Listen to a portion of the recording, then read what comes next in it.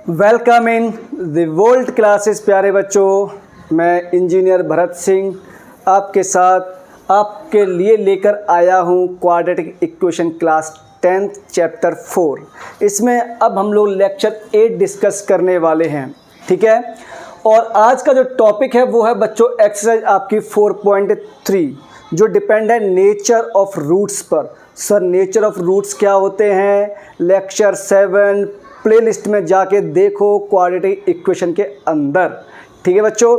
वहाँ आपको सारे टॉपिक डिटेल वाइज डिस्कस मिलेंगे और एक एक टॉपिक जो आपके लिए नीडफुल है सबका सॉल्यूशन गिवन है, कैसे अप्रोच करना है बताया गया है, कैसे उसको आप अप्रोच करके सॉल्व कर रहे हैं ये भी बताया गया है, ठीक है। तो चलो अब हम लोग without wasting of time start करते हैं। लाइक शेयर सब्सक्राइब का आपको ध्यान रखना है। चलो बच्चों स्टार्ट करते हैं, right.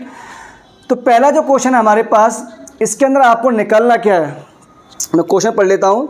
Find the nature of the roots of the following quadratic equation, if the roots are real then find them. तो बच्चों सबसे पहले आपको यही पता करना है कि इनका नेचर क्या होगा। तो एक पार्ट मैं करता हूँ, दो आप करेंगे।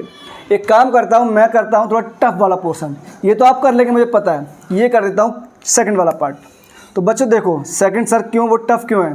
क्यों बेटा रूट के अंदर है ना, और रूट जब भी आता है आपको लगता है कि हवा आ गया आपके सामने, और हवा को सॉल्व करने के लिए EBS सर की ज़रूरत पड़ेगी। तो ये बताओ इसमें a की वैल्यू कितनी आ गई? वो आ गई 3, b कितना आ गया -4√3, एंड c कितना आ गया बच्चों? वो आ गया मेरे पास 4। तो हमें निकालना क्या है इसके लिए? d discriminant. वो क्या होता है? b² मीन्स 4√3 का whole square -4a into c, यही होता है बच्चों b² -4ac। चलो करो सॉल्व। 4 का स्क्वायर 16, √3 का स्क्वायर 3, तो 16 इंटू 3 48, ठीक है बच्चों। -4 4 जा 16, 16 3 जा 48। अल्टीमेटली मेरे पास d कितना आ गया बच्चों? d आ गया 0। इसका मतलब नेचर ऑफ रूट्स क्या हो जाएगा? रूट्स क्या होंगे हमारे पास? Roots are real and equal. क्या होंगे? Real and equal. Roots are real and equal. अब बच्चों उसने कहा कि आप इसको फाइंड करके दिखाओ, तो कुछ नहीं कर दो फटाफट। लो सर x = -b, b कितना है मेरे पास? तो बेटा minus minus become plus 4√3 plus minus √b² -4ac। बेटा वो तो आप ऑलरेडी निकाल चुके हो, वो d होता है, और वो कितना आया मेरे पास? सर वो तो सॉल्व होकर 0 आया है। डिवाइड बाय 2a कितना है? a की वैल्यू 3।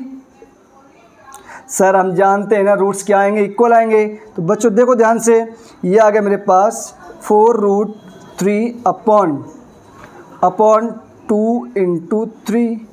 2 से 1 टाइम, 2 से ये 2 टाइम, मीन्स मेरे पास दोनों ही इक्वल रूट आएंगे। वो क्या क्या आ गए? 2√3/3। समझ गए? Both are equal roots. Clear? और अब देखो टफ क्वेश्चन मैंने कर दिया, ये वाली प्रॉब्लम आपके लिए होमवर्क है। This will also for homework. Is that clear? देखो बच्चों मैंने प्रॉपर लिख के दिखाया है आपको, ठीक है। अब हम लोग करते हैं क्वेश्चन नंबर 2 की ओर मूव। इसमें क्या बोल रहा है? आप लोग पहले एक काम करो, वीडियो पॉज करके ना इसका सॉल्यूशन फाइंड करो। क्वेश्चन क्या है मैं समझा देता हूं, and then you have to solve. Find the value of k when equal roots. जब हमें इक्वल रूट्स गिवन होंगे then you have to find value of k।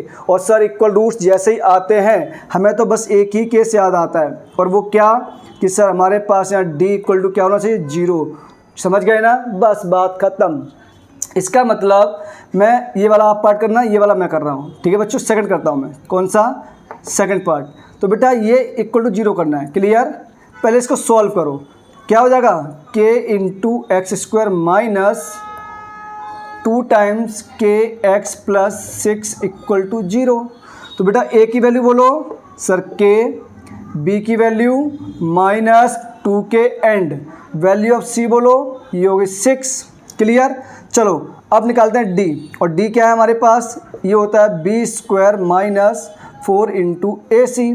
बच्चा बड़ी b की वैल्यू -2k का होल स्क्वायर माइनस 4 इंटू ए के into सी, ये है 6। तो ये हो गया हमारे पास 4 के स्क्वायर माइनस 24 के। ठीक है बच्चों, अब यहाँ से देखो मैं क्या करने वाला हूँ, 4 के कॉमन ले लेता हूँ, तो ये बचेगा के माइनस 6। डी आ गया, और बेटा डी इक्वल टू है क्या हमारे पास, डी इक्वल टू सर 0 है, मीन्स इस टर्म को इक्वल टू 0 कर दो। तो जैसे आप इसको 0 करोगे तो 4 के मल्टीप्लाई के माइनस 6 इक्वल टू 0। तो बेटा वैल्यू ऑफ के यहाँ से कितनी आएगी, ये आ जाएगी 0 एंड यहाँ से 6। तो हमारे पास के दो वैल्यू आ गई 0,6। होप सो आपको समझ में आया होगा। सेकंड पार्ट मैंने किया है, फर्स्ट पार्ट को आप होमवर्क में कर लाओगे। ध्यान से वीडियो फटाफट पॉज करो बच्चों और लिखना शुरू करो, जल्दी प्लीज फास्ट। तो आप लोगों ने बच्चों वीडियो पॉज करके अगर लिख लिया है तो 2 क्वेश्चन आपके सामने फिर से आने वाले हैं, और टोटल 4.3 में क्वेश्चन है 5। क्लियर। मैं क्वेश्चन नंबर 3 पढ़ के दिखाता हूँ आपको क्या बोल रहा है। Is it possible to design a rectangular mango grove whose length is twice its breadth. एक रेक्टेंगुलर ग्रूव होगा हमारे पास, ठीक है बच्चों, उसके अंदर अपने को क्या करने का है, पता करने का क्या ये पॉसिबल है या नहीं है। कब, जब मैंने ऐसा एज्यूम कर लिया लेंथ x है और ब्रेथ इसकी y है। ये मैंने आपको लास्ट टाइम ही बताया था। सबसे पहले आप ये पहचानो कि निकालना क्या है और हमारे पास अननोन थिंग्स क्या क्या हैं। लैंग्वेज वाले क्वेश्चन में अगर ये 2 चीज़ आपको निकालना आ गया ना तो क्वेश्चन आपके लिए बहुत ईजी होने वाला है। और जहाँ अगर ये आप 2 चीज़ में कंफ्यूज हुए तो बच्चों आप क्वेश्चन के आंसर तक कभी पहुँच ही नहीं पाओगे। क्लियर। तो मैंने कहा था जो अननोन थिंग है उनको आप एज्यूम करो x या y के फॉर्म में। मैंने एज्यूम किया लेंथ इसकी x है और ब्रेथ y है। आगे देखो बच्चों क्या बोल रहा है, whose length is twice its breadth. तो बेटा लेंथ क्या है मेरे पास, लेंथ क्या है, x equal to twice of its breadth है। एक इक्वेशन यहाँ से आ गई। चलो मान लो ये इक्वेशन नंबर 1। आगे इसने क्या कहा, and the area is 800 meter square. तो बताओ रेक्टेंगल का एरिया क्या होता है बच्चों, लेंथ इंटू ब्रेथ। मीन्स उसने दिया है हमें x multiply y equal to 800। x कितना है 2y है, पुट कर दो फटाफट। तो 2 मल्टीप्लाई एक्स की प्लेस में y, तो ये बच्चों y स्क्वायर हो जाएगा हमारे पास इक्वल टू 800। तो y स्क्वायर इक्वल टू कितना आ गया 400, और ये क्या होता है बच्चों 20 का होल स्क्वायर होता है। क्लियर। तो y की हमारे पास 2 वैल्यू आएगी, एक प्लस का 20 और एक माइनस का 20।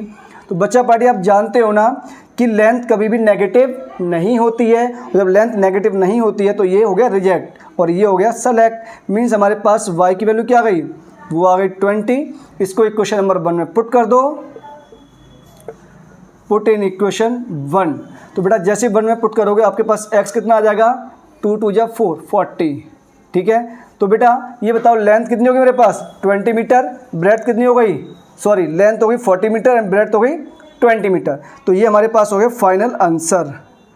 क्लियर है क्या। और अगर ये पॉसिबल नहीं होता तो बेटा यहाँ से डी क्या आता है मेरे पास। इसका मतलब इसकी पॉसिबिलिटी चेक करने के लिए आपको सबसे पहले नेचर ऑफ रूट्स चेक करना पड़ेगा कि उसका डिस्क्रिमिनेंट कैसा है कैसा नहीं है। ठीक है क्या। चलो बच्चों क्वेश्चन नंबर 4 क्या बोल रहा है।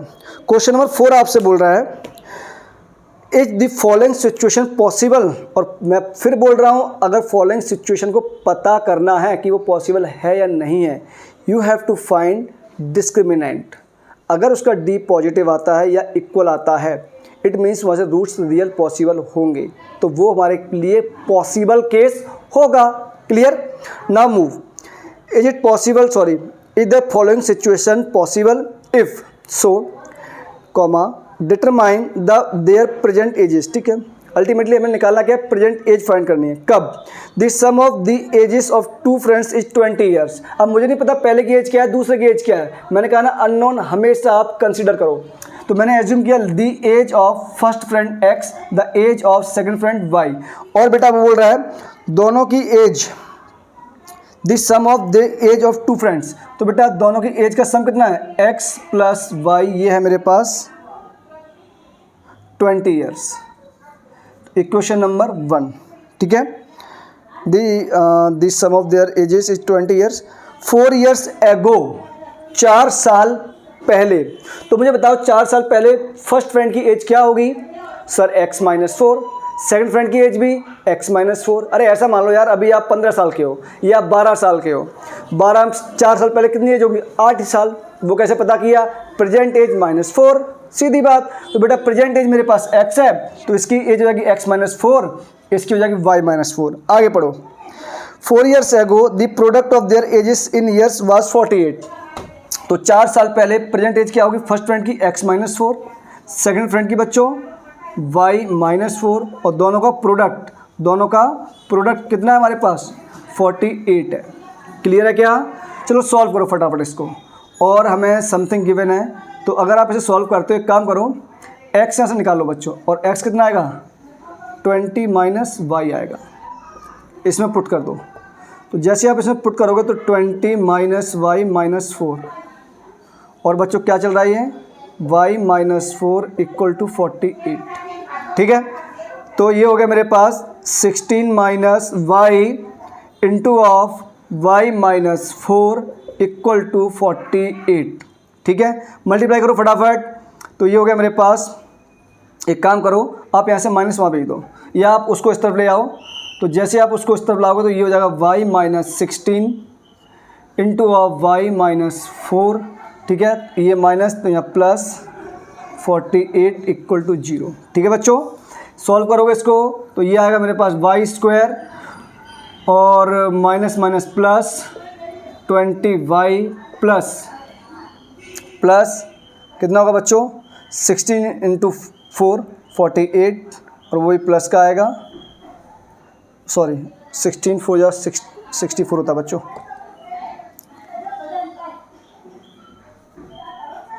और plus 48 equal to 0। Hope so हमने सब सही किया है। ठीक है ना, सब सही कर रहे हैं, चेक कर लेते हैं एक बार, कोई दिक्कत नहीं है। y² माइनस 4y माइनस 16, तो सॉरी ये यहाँ माइनस आएगा बच्चों।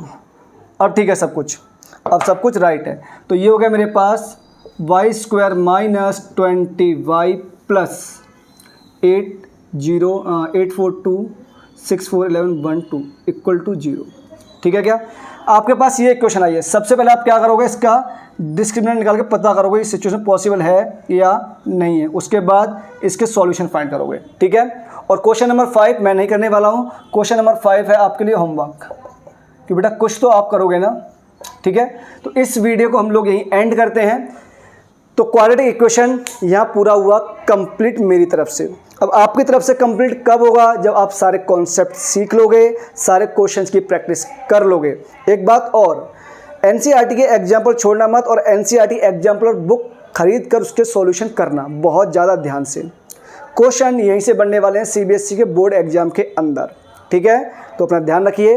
बाय बाय, टेक केयर प्यारे बच्चों, राधे राधे, जल्दी मुलाकात होगी। लाइक शेयर सब्सक्राइब किसी भी कीमत पर भूलना नहीं है।